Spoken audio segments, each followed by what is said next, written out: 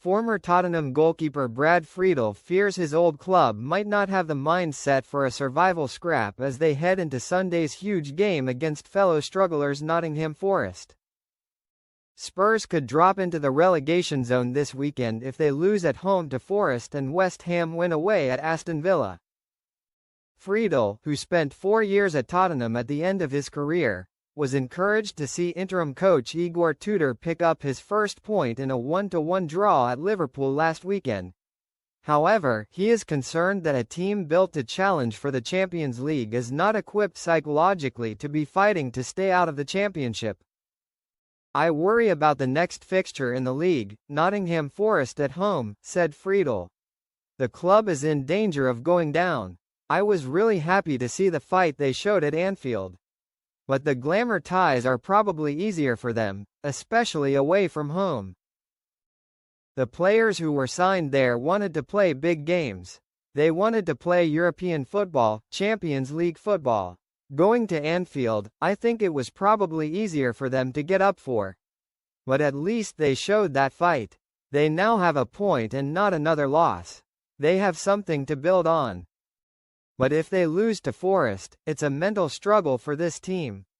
You need a different type of mental character to fight a relegation battle than you do to go for winning the league or fighting for Champions League places.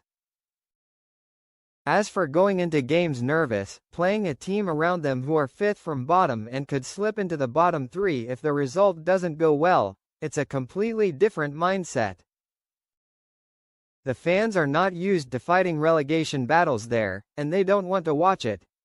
They want to see their team playing free-flowing, attacking football. I think the fans will be behind them at kick-off, but the first 2 or 3 negative moments, if that happens, they're going to be right on the players. The players are going to have to get through that. If they can score early and something positive can happen, then great. But they could go down. I hope they don't. I still think their squad is good enough to stay up, and I was really encouraged by the point at Anfield. Speaking to OLBG, Friedel believes Tottenham are in a more perilous situation to a year ago when they finished 17th but well clear of the 3 clubs that went down. With regards to learning from last season, I think yes and no, he added. I think the season before that, the board were planning on taking some power away from Daniel Levy. That's what it looks like to me. With all the injuries they had last season, let's be honest, they were safe from relegation a long time before the end of the season. I know they finished 17th, but they were never in jeopardy of relegation with the way the bottom 3 struggled. Ange Postecoglou did put all of his eggs into the Cup, Europa League, basket. So I am not sure it was the same type of situation. Running a football club, you can overcomplicate things. I think Daniel Levy had a really good formula. People can argue that he wasn't a risk taker, and that might be true, but he was an excellent chairman. The team, in my opinion, if he had the power, would not be in this position.